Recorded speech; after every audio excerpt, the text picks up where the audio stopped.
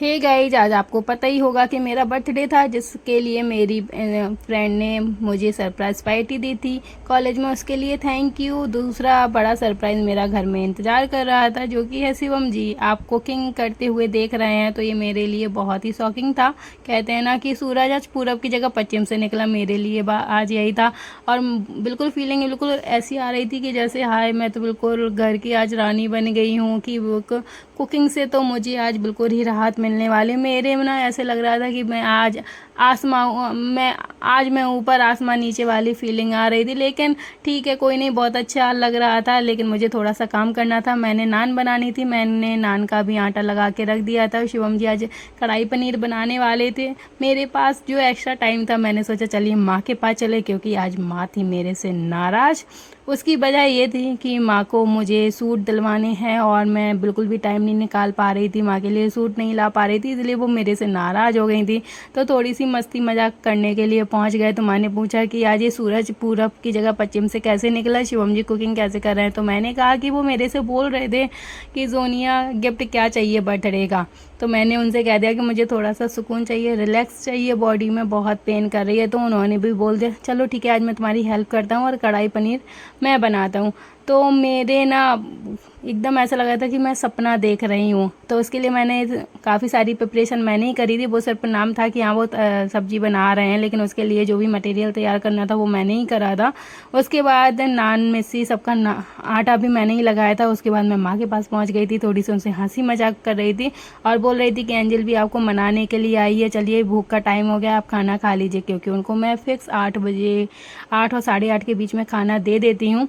तो यहाँ मैं किचन में आई और शिवम जी को छेड़ रही थी, क्योंकि आज छूट थी। क्योंकि इन्होंने बोला था कि आज के दिन ये मुझे डांटेंगे नहीं, तो मैंने भी कहा चलो फ़ायदा उठा लेते हैं। तो मैंने इनसे कहा कि आज ये देखें मेरा बर्थडे है और आप कभी भी वीडियो में फेस नहीं दिखाते हैं, तो ये आज दिखा दीजिए। तो ये मेरी मान गए हो। मैं सच में सीरियसली लग रहा था कि पता नहीं मैं कौन सा सपना देख रही हूँ। मैं जो कह रही हूँ सारी बातें मान रहे हैं। और मुझे धनिया साफ़ करने के लिए बोला गया था कि तुम चुपचाप बातें करती रहो और धनिया साफ़ करो। तो हमने कहा ठीक है, मैं इसमें भी खुश हूँ। उसके बाद देखिए मैंने नेल पेंट भी लगाई थी, बहुत सुंदर कलर आया था। उसके बाद माँ को खाना देने का टाइम आ गया था, तो मैंने जल्दी से माँ के लिए खाना बनाया। शिवम जी अपनी तैयारी में लगे हुए थे, माँ के लिए मैंने खाना सेका। सब्जी की खुशबू बहुत अच्छी आ रही थी, तो मेरा तो मन कर रहा था कि जल्दी से खाना बन जाए और मैं खा ही लूँ। तो देखिए कलर, शिवम जी वैसे खाना बहुत अच्छा बनाते हैं। अब जल्दी से इनसे फिर दोबारा खाना बनवाऊंगी ऐसे। लेकिन इनको देखिए बहुत ज़्यादा पसीना आ रहा था, मेरे से वो बिल्कुल भी बर्दाश्त नहीं हो रहा था।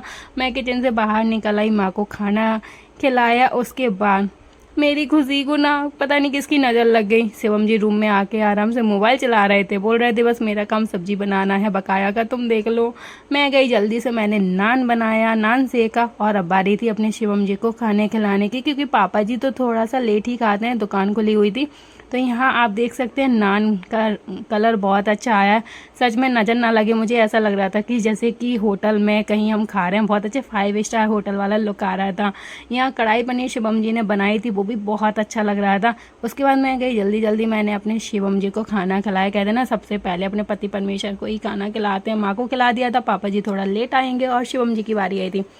शिवम जी ने भी इस बार भर भर के मेरी तारीफ करी थी। आप देख सकते हैं उनके हाव भाव से मैं बड़ी खुश हो गई थी। पापा जी आ गए, फिर पापा जी को भी मैंने खाना खिलाया। अब बारी आ रही थी मेरी, क्योंकि ना मेरी भूख का कोई ठिकाना नहीं रह गया था। 10:30 बज चुका था रात का। उसके बाद मैंने खाना खाया और सोचा कि अब कल मुझे क्या करना है नया। इसीलिए अभी मैं आपको ब्लॉग से बाय बाय करती हूँ।